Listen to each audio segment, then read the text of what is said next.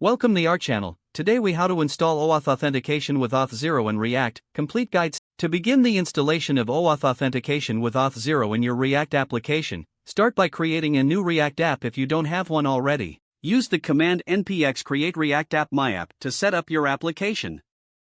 After the setup is complete, navigate into your app directory with cd myapp. Next, install the Auth0 React SDK by running the command npm install at auth0/auth0 react. Once the installation is finished, you need to create an account on the Auth0 website if you haven't done so already. Log into your Auth0 dashboard and click on Applications in the sidebar. Select Create Application and give it a name of your choice. Choose Single Page Application as the application type.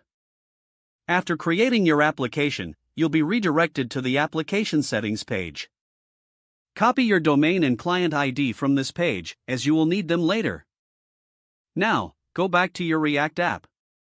Open the main entry file, usually index.js, where you will set up the Auth0 provider. Import Auth0 provider from the Auth0 React SDK with the line import Auth0 provider from at auth0/auth0 react.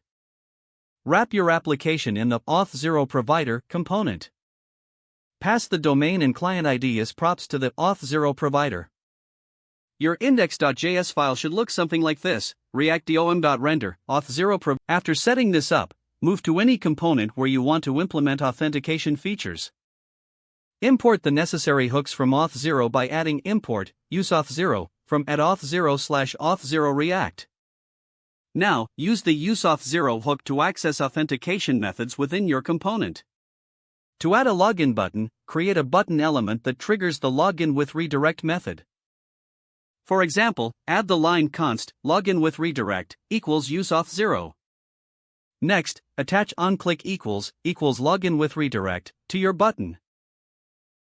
Implement the logout functionality by similarly adding a logout button that calls logout, return to window.location.origin upon being clicked. To display the user's information, check if the user is authenticated using the isAuthenticated property from the useauth0 hook. If authenticated, you can display the user's profile information by accessing the user object.